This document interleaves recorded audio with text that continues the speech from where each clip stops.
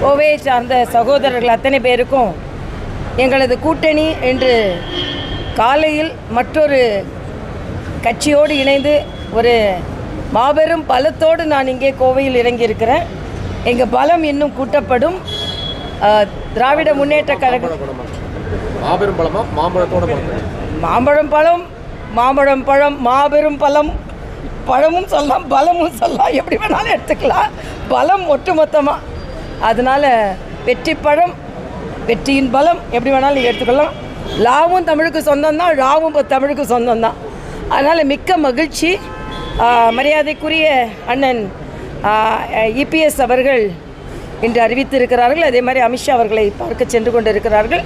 உண்மையிலே ஒரு மகிழ்ச்சியான ஒரு தருணம். தமிழகத்தில் ஒரு மிகப்பெரிய மாற்றம் ஏற்பட போகிறது. அந்த மாற்றம் டென்ஷனாக முதலமைச்சர் இன்னைக்கு காலையில் பேச்சிலிருந்தே தெரிகிறது. அமித்ஷாவா அவதூறு ஷாவா அப்படின்னு கேட்டுக்கொண்டு இருக்கிறார். நீங்கள் அவதூறு செய்து கொண்டிருந்தீர்கள் என்றால் அவர் அவதூறு ஷாவா தான் இருப்பார். அவர் நல்லா நடந்துக்கிட்டீங்கன்னா அவர் அன்பான ஷாவா இருப்பார். நல்லவர்களுக்கு அன்பான ஷாவா இருப்பார். நீங்கள் அவதூறு நிகழ்த்தி கொண்டிருக்கிறீர்கள் என்றால் அவதூறு பரப்பி கொண்டிருக்கிறீர்கள் அவதூறு ஷாவா தான் இருப்பார்.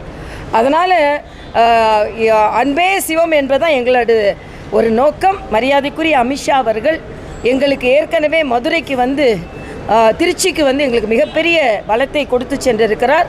அதனால் நாங்கள் எல்லாம் ரொம்ப உற்சாகமாக இருக்கோம். 2026 எங்களுக்கானது, 26 சட்டமன்ற தேர்தல் எங்களுக்கானது. இன்றைக்கி காலையில் முதலமைச்சர் பேசும்போது கேட்டேன், ஷா எத்தனை ஷா வந்தாலும் அவர் அவதூறு ஷா என்று அவருக்கு நான் பெயர் வைக்கிறேன் அப்படின்னு சொல்கிறாரு. நீங்கள் பெயர் வச்சு தான் என்ன ஷா பிரபலம் அடையணும் இல்லை, எல்லாத்தோட 4000 குடமுழுக்கு நடத்தி இருக்கிறோம். பாஜக ஆட்சி செய்கின்ற இடத்துல குடமுழுக்கு நடத்தி இருக்கிறார்களா?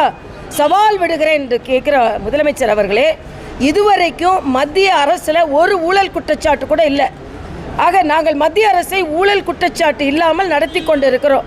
ஊழல் குற்றச்சாட்டு இல்லாமல் திமுக இருக்கிறதா?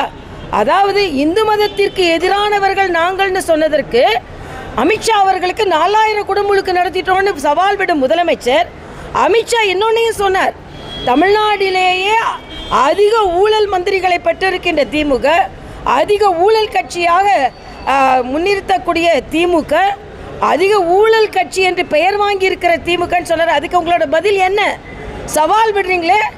செந்தில் பாலாஜி மேலே எந்த குற்றமும் இல்லை, ஊழல் வழக்கு இல்லை. நேரு மேலே எந்த ஊழல் வழக்கும் இல்லை. பொன்முடி மேலே எந்த ஊழல் வழக்கும் இல்லை, ஊழலும் இல்லை சொல்ல முடியுமா?